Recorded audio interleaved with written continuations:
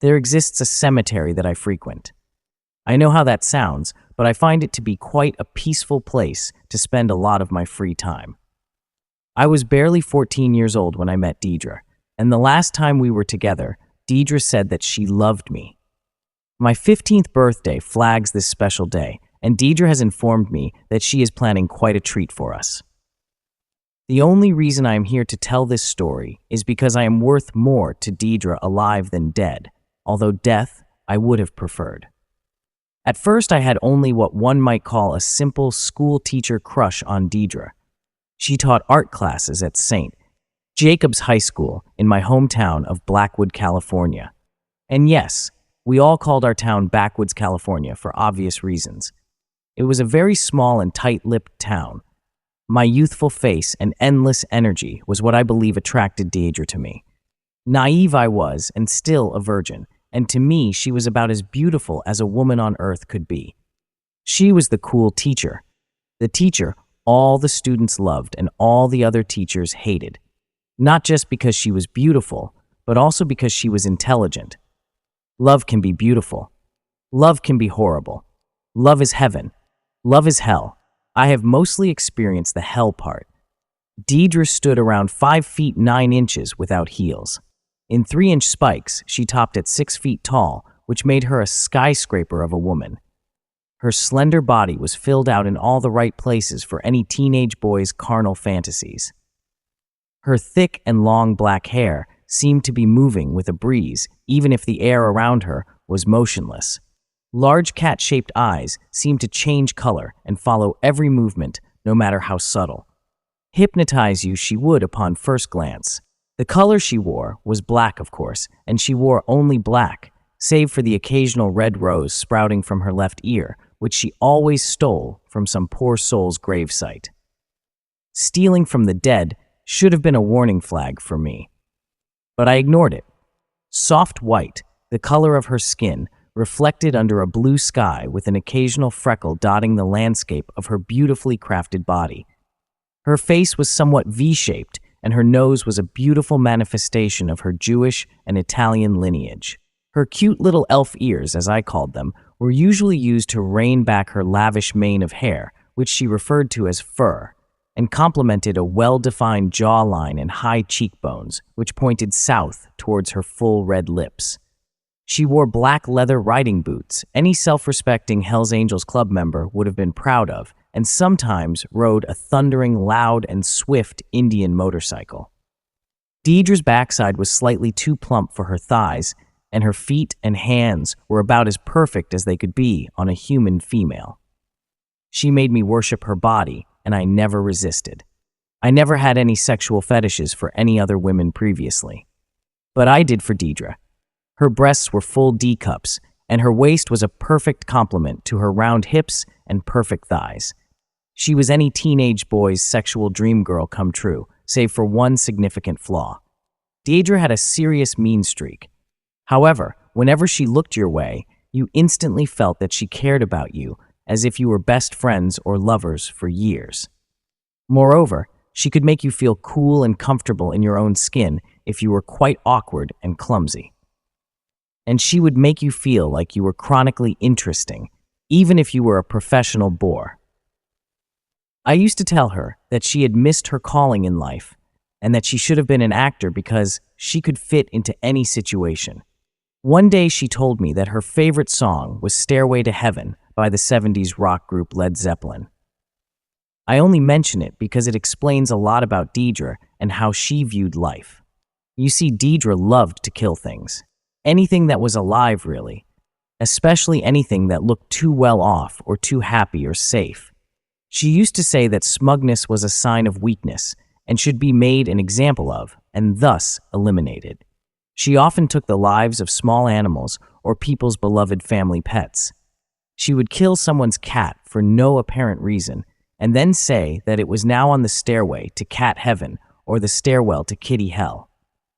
This should have been another red flag for me, but I chose to ignore these and other warning signs and continued seeing her. I would come to regret this decision. Deidre's most striking physical characteristics were her lush red lips, which seemed to pout on their own, resisting any contribution from the face muscles. And her beautiful green eyes that pierced through and gazed into your shallow soul. Her gait mimicked any model in a popular music video, and she spoke every word scripted as if she were the lead in a big-budget Hollywood movie. She was as beautiful as Liz Taylor in Cleopatra and as elegant as Princess Diana. Deidre was highly intelligent and savvy, and her beauty and smarts were matched only by her surly and aloof disposition and her quick and eruptive temper. Men fell at her feet like pigs molesting a slop bin. Women constantly forgave her for her numerous transgressions, even if she transgressed with their husband or boyfriend or fiancé or lover, or in my case, their son.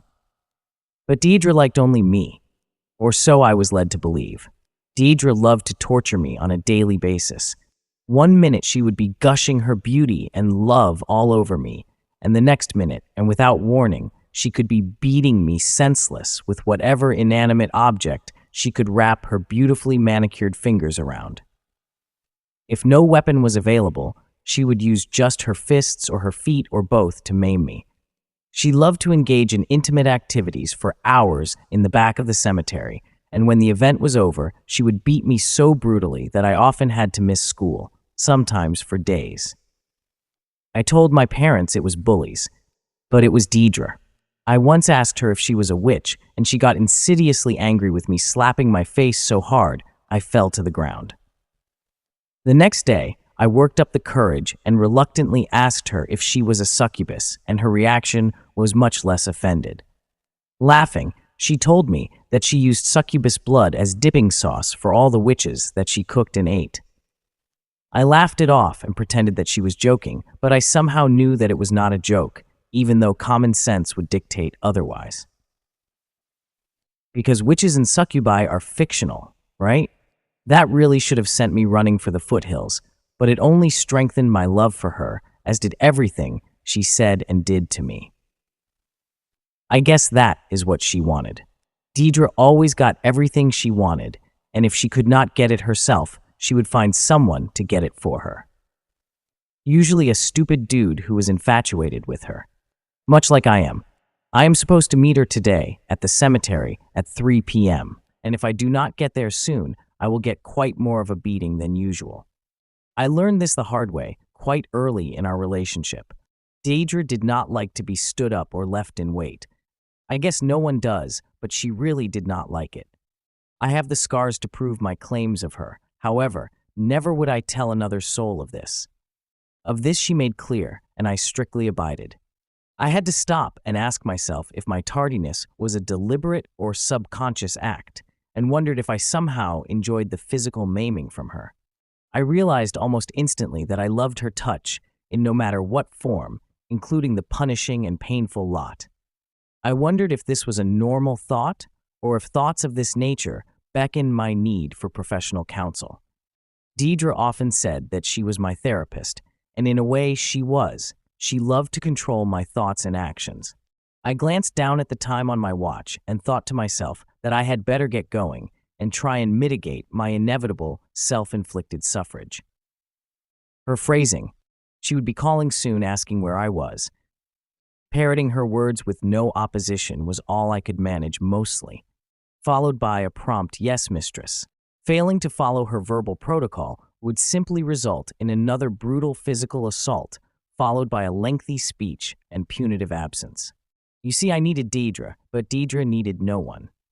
I found myself thanking God again. How ironic that she had found me. It had been so long since we had fornicated. I was excited and scared shitless simultaneously. My fear and reservations were extinguished by my endless lust and love for her. So again, off to the cemetery I went. Over an hour, it cost me this time to find her, as she was in a different part of the old graveyard than usual. After searching our regular fornication plots with no luck, I had to traverse a tiny moss-covered wooden bridge over a small stream and navigate a thick green and blue thorn brush to the very back of the cemetery to find her. I hadn't been here before. This was where the mausoleum was and where the above-ground corpses lie in cement tombs. The sun warmed my face, followed by a cool breeze, and yellow dandelion patches looked up at me in curiosity. Birds sang in protest of my actions, yet I ignored them, trekking on unaffected by their warning.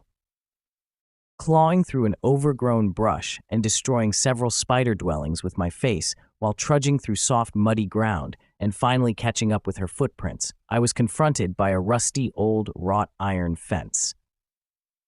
Deidre was just slim enough to slide through two bent fence rods. I was not so svelte. I contemplated, calculated, and navigated my clumsy 15-year-old body up and over my rebellious lover's metal barrier. At last, catching up with her footprints, I could see that she